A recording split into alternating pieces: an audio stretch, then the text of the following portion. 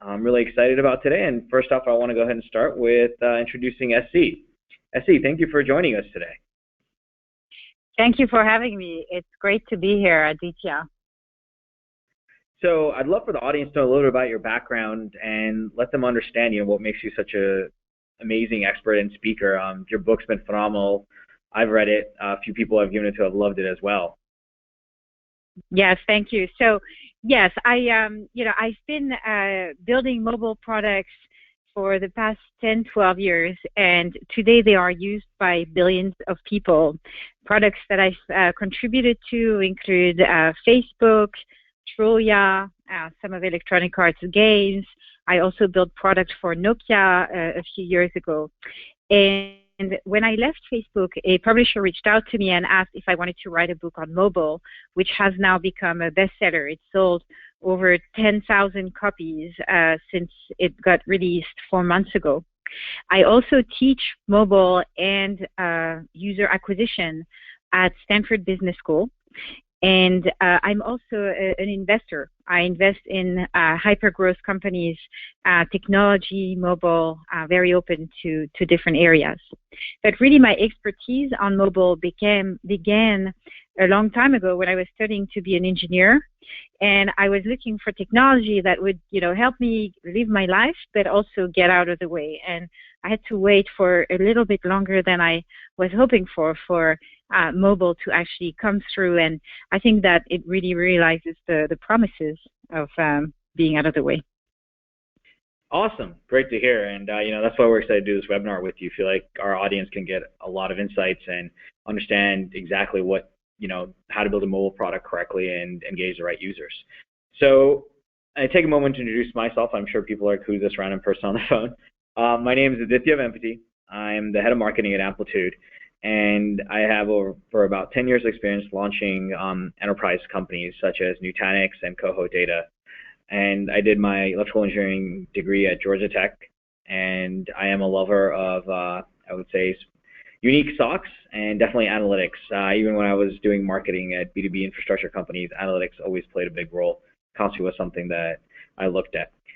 I think we all agree, I think SE would also agree on this, that it's a really tough world out there in terms of mobile and what we're going through, and basically to hang on to our users. Wouldn't you say so, SE? Oh, I totally agree, Aditya. It really is a tough world, and it used not to be the case.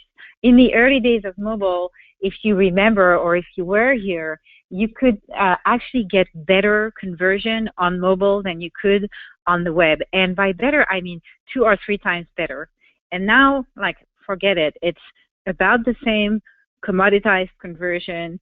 And in the last couple of years, acquiring a new user of your app on the App Store has gone from costing $1 or $2 to now costing double-digit dollars. And that's not the end of the game, right? You have companies that spend tens of millions, sometimes hundreds of millions of dollars a month trying to acquire users with big pockets, right? So when you're a small company, what do? That's not even the question anymore, because half of the apps that are on the App Store have not even been downloaded once. So the bottom line is, as you said, Aditya, it's a very tough world. It's very expensive to acquire. Once you acquire, people might not even use your app.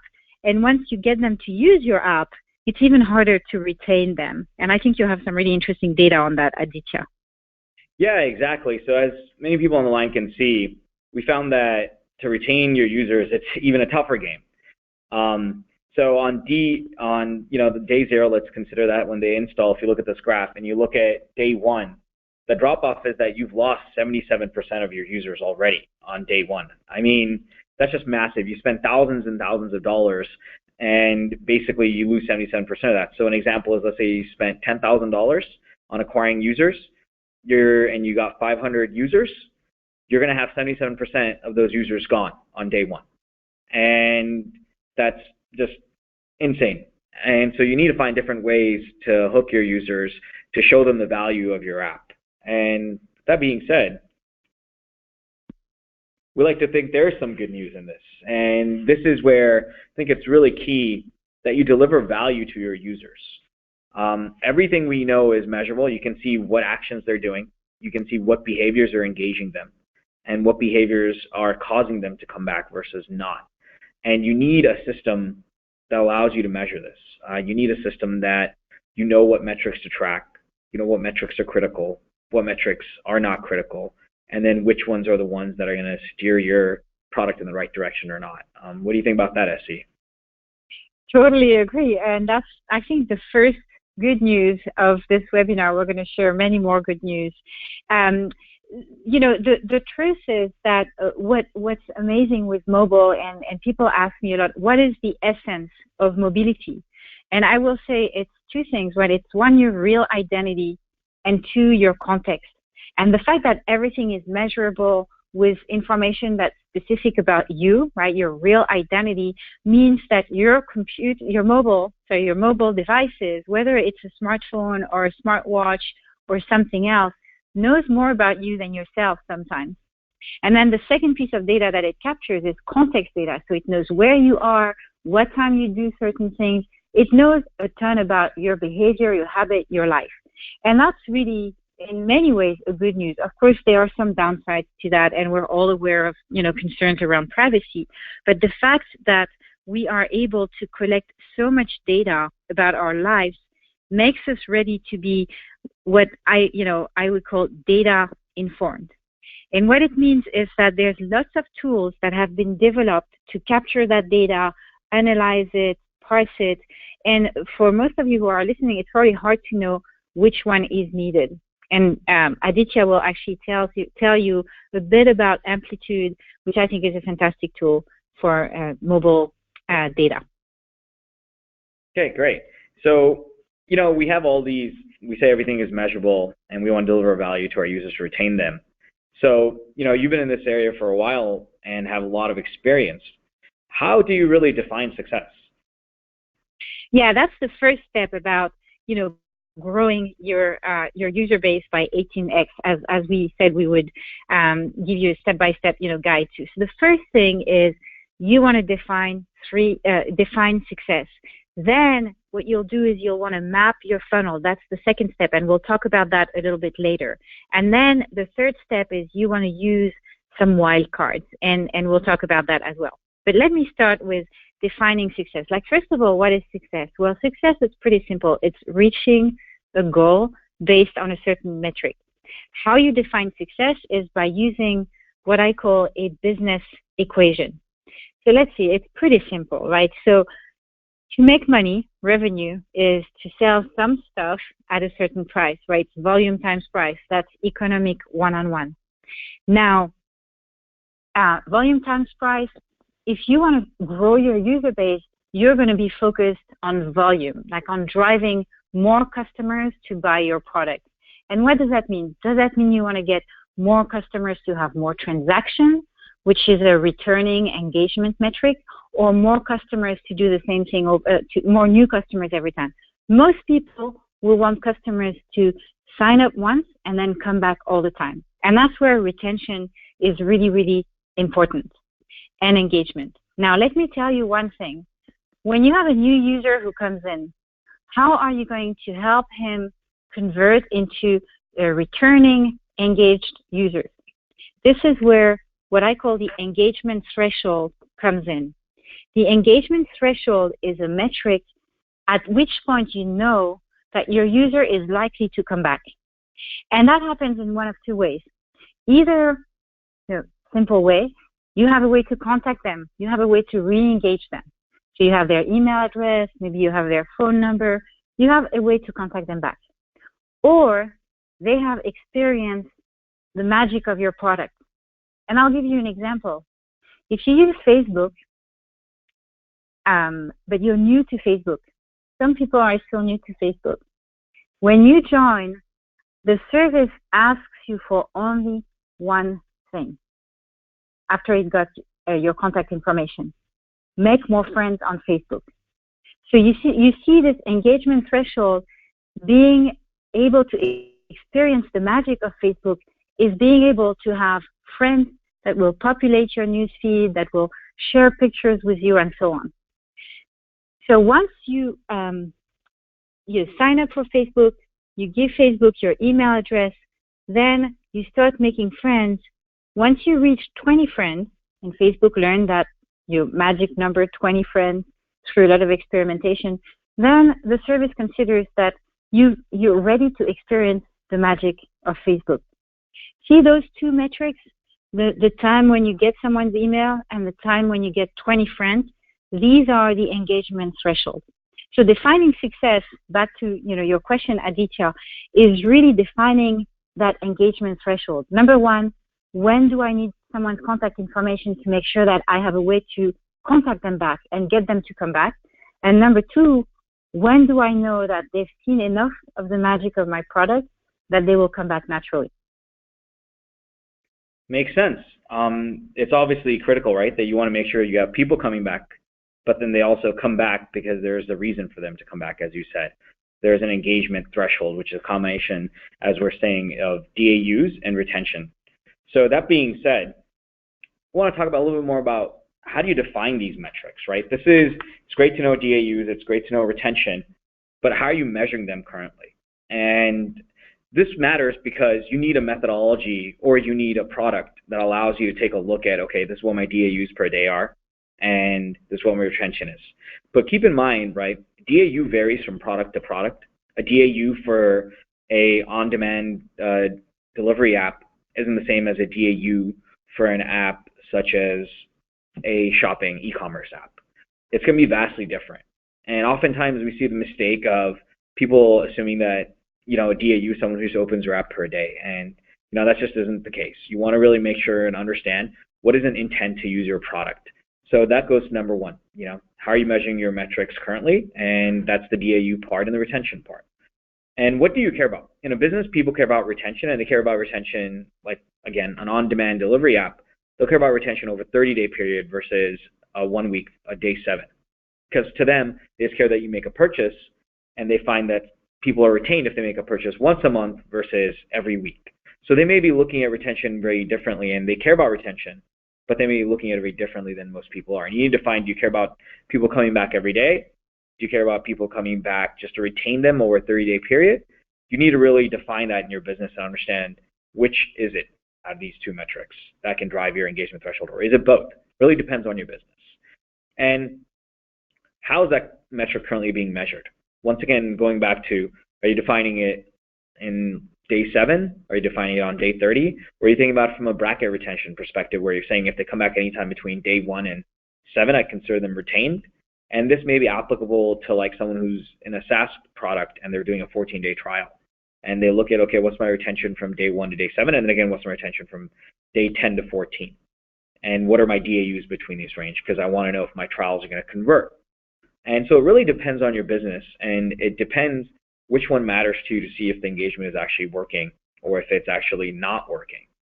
So these are some of the things that we think is critical. Essie mentioned that we're going to touch a little bit on the funnel, talk about all the steps there and look at the steps which are critical and how to engage the funnel to make sure your leads are flowing through.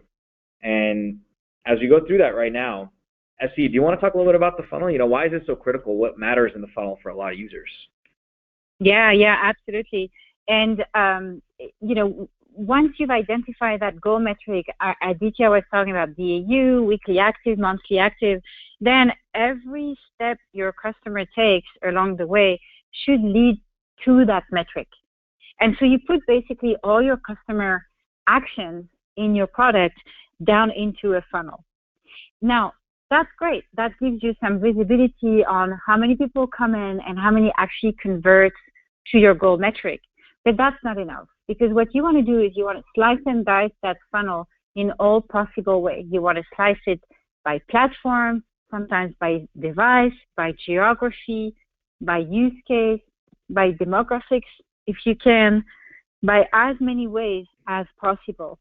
And what will happen when you do that is you'll see that depending on where your customer is, depending on its context, it will have very different conversion. So you may see that, iOS users convert very differently than Android users, or New York-based users convert very differently than San Francisco-based users. And then the question becomes, how do I close the gap here? How do I make sure that my users convert as good as they can, like as good as on the best possible funnel as possible? And this is how you drive some pretty amazing results. Sometimes I think even 20% improvement on your goal metric, right, Aditya? Yeah, that's right. So one of the awesome things that we've seen, like, looking at your funnel and being able to increase the conversion, is one of our customers, Instacart, was able to use Amplitude and get a 20% increase in conversion rate.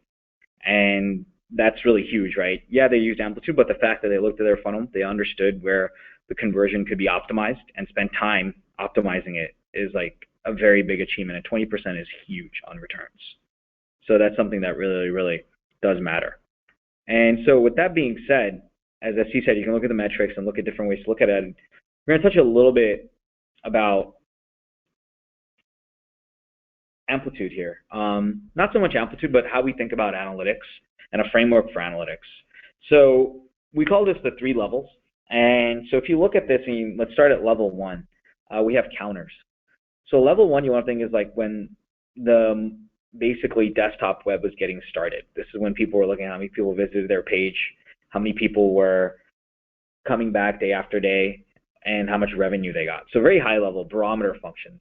They didn't think about funnels. They didn't really think about where people are falling off and seeing and trying to understand the problem. So about 6-7 years ago, people started to think more, okay, hey, wait, I need to look at more than just daily active users and monthly active users, and if I'm getting revenue, I need to look at why people are falling off, where they're falling off.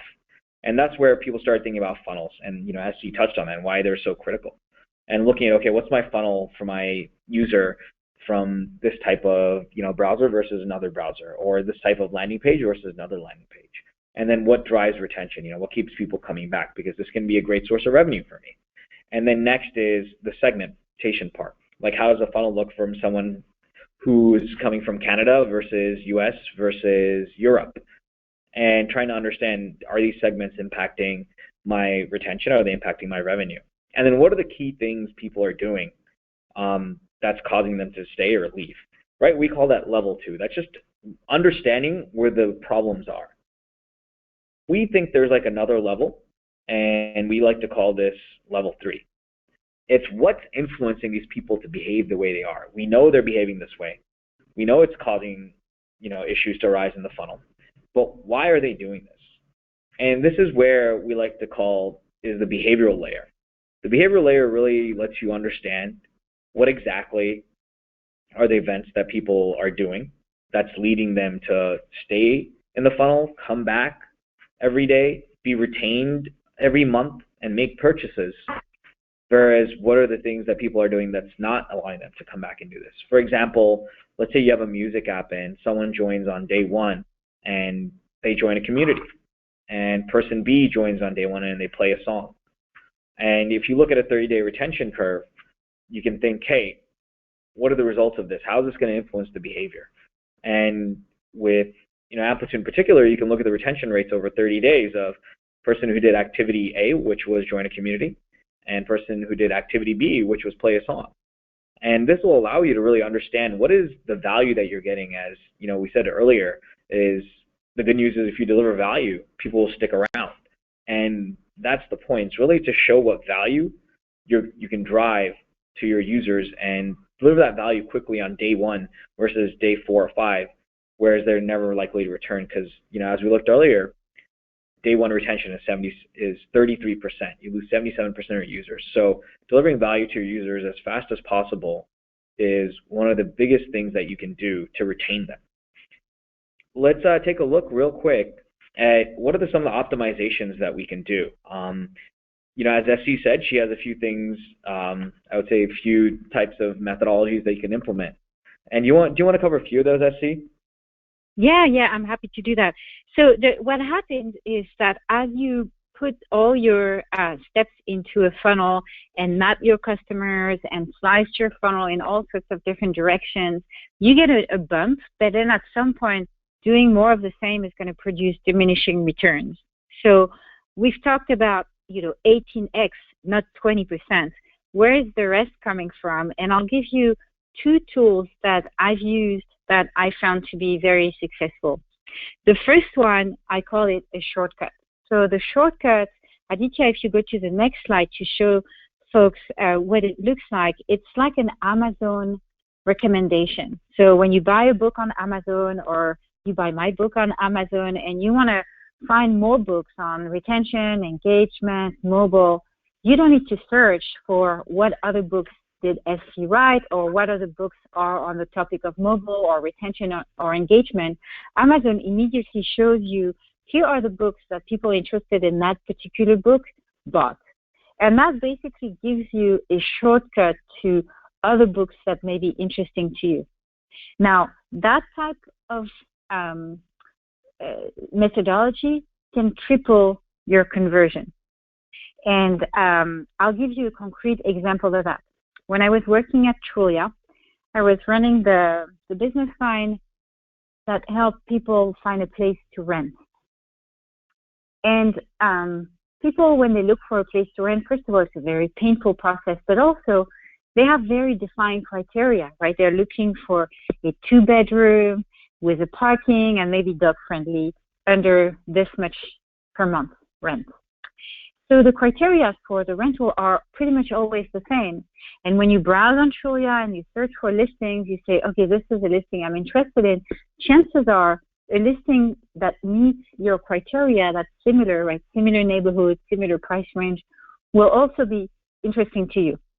So as soon as you express interest in a place, we would recommend, just like Amazon, a few places nearby that met the same criteria you just selected.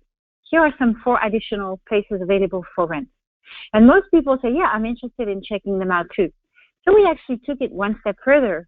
Instead of asking, are you interested? We assumed people were interested. We didn't even ask them, and we expressed interest on their behalf. So we were a bit worried about doing that because, you know, we kind of do things on behalf of users. We made it very easy to opt out. Well, we didn't really need to, because the Net Promoter Score of our app went up big time. Why? Because we made it so much more easy for people to find a place to rent, which is something that they really don't like. So by using a shortcut, the impact on the goal metric was that we tripled our conversion. Oh, now, wow. I'm going to give great. you... Go ahead. No, I was just going to say that's really astonishing, right? Increasing something by 3x is no small feat. Right, and that is really using that, you know, powerful tool of shortcuts, where you say, I'm going to try to reduce the number of steps that it takes for someone to complete an action. So think about that, you know, Amazon example or Trulia example. Now, there's another tool that's even more powerful, which I call the hook. If you go to the next slide, Aditya. And the hook is this, like, think about, I'll use an example of real estate again. Think about how often people on average buy a home. Once every 5 years. It may seem like a lot to some people, or like less. That's the statistical average in the United States, once every 5 years. So if you're a Zillow or Trulia, and just for, you know, sake of changing the company, I'll pick Zillow this time. So if you're Zillow, you get a customer, they buy a home through you, and then you see them in 5 years. That doesn't bode for a very successful service. But let me ask you, how many people in this audience want to know how much the house they live in is worth, or the house their bosses lived in is worth, or their ex-girlfriend, and so on and so forth? And it's not just one time that you want to know that. It's almost like, you know, a sports every Sunday night before going back to work. Damn, that value of the house went back up. This guy is really rich, or, you know, things like that. So it becomes a hook that drives people to your service, so that when they're ready to buy a home, you are their obvious choice. So I encourage you to really think about that tool, because when we implemented it, it quintupled, like 5x the conversion that we saw. Another example of that, I'll give another example from Facebook, actually. How did Facebook become very, very popular? Well, remember the Facebook poke? So the Facebook poke is not so much that I want to poke you, Aditya, is that you poked me, so I want to poke you back, right? And so it's kind of a variation on the hook. It's a viral tool, but it got some really great adoption. Really, like, nobody really cares about poking, but they care about poking someone back because it's fun. So what I would encourage you to do is think about that type of out-of-the-box ways that you can drive conversion in a very disruptive way. But then, I don't want you to take away that, oh, this is what I got to do in order to drive growth and engagement and acquisition. You have to go through all the 3 steps, right? Number 1, define success. Number 2, map your funnel. And then number 3, think out of the box. And that's only possible when you are data informed, when you have a culture that's really data driven. That's right, exactly, right. And the 2 tools I would say 2 methodologies more than tools of having a shortcut and a hook really comes back to delivering value to your users immediately and as fast as you can and as often as you can. And if you look at even the shortcut, right, it's how do you get information to your users very quickly in the least number of steps possible. And the hook is delivering value to them even after they're done purchasing, and how do you get them to come back with things that are of value so you can engage them when they're ready to purchase. And I think you made a really good point, Essie, is that these all tie back to basically going through the methodologies and looking at your funnel and then looking at where to optimize, right? You can't do this out of the box. You need to go through it and set up your funnel and set up your analytics tool and analytics product, and then see where you can make these adjustments, correct? That's right, yes. And then I also have one point I want to share, which is the softer point about culture. If you want to go to the next slide. One thing that, we went through pretty much every company I've worked for or advised or consulted with the last 5-10 years is, this one slide. We'll go back to the 18 one just after. Is that to become mobile and be successful with mobile, you have to go through cultural transformation, and that cultural transformation is powered by data. I'll tell you why, and I'll give you a very simple framework to communicate that in your organization. If you think about the cost of a mistake, depending on what type of company you work for, the cost of a mistake is going to vary dramatically. Like if you work for a company like Facebook 5 years ago, or eBay, or any of the web companies, the cost of a mistake is almost nothing, right? It's a web site, so it's very easy to fix when there's a technical problem. It's also, for the most part, advertising-based service, so it also doesn't cost a lot of money or a lot of harm to customers or to the business model when something goes wrong. So you can say the cost of a mistake is very low from a technical and from a business perspective. Now, if you look at that on mobile, actually, it's much higher. Why? Because on mobile, you have apps, you don't have websites. So a mistake will stick with you for weeks because of all the Apple approval processes, right? So you increase your cost of a mistake on the technical side by, say, 10x. And then your business model may change, because on mobile, people don't want to see big display ads and stuff. You're going to have to go to maybe subscription models or different, business models. And so when you have a subscription and people pay for your service, they don't want to see it go down. So the cost of a mistake from a business perspective also goes up. And so all of a sudden, you go from a company that, has a very low cost of mistake, business or technical standpoint, to a company that has a much higher cost of a mistake because it has become mobile. And that means that you have a completely different culture. You're going to become a lot more risk adverse. Now, you can only go from point A to point B if you're data informed. And that's really, I think, the point that Aditya and I are trying to communicate today. That's correct, right? We want to enable everyone in this webinar to understand that you need to look at all aspects of your business to drive the engagement threshold, as we talked about earlier. And the engagement threshold, can be DAUs, or it can be looking at retention, day 30 or day 7, day 14, whatever matters to your business. But to do all of this, you need, data, and you need analytics product that can allow you to understand the data and get insights out of it. Maybe it's Amplitude, maybe it's not. But you want to make sure you're aware of that, because otherwise you won't be able to understand your funnel. You won't be able to take advantage of the shortcuts that SE's mentioned, or deliver the hook and value people need to get them back. So that being said, I think one of the key things here we do want to mention is how do we come up with 18x? And that's I think, SE, do you want to chime in on this a little bit?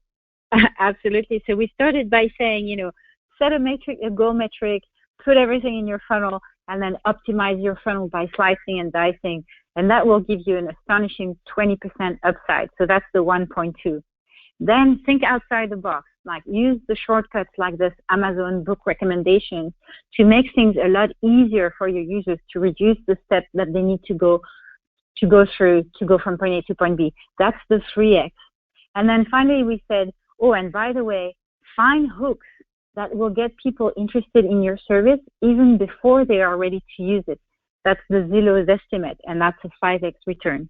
And so in my book, 1.2 times 3 times 5, that's 18x. Exactly, right? And I think one of the things that's really clear that SE mentions, right, is that really you have to define your funnel to get your goal metric, right?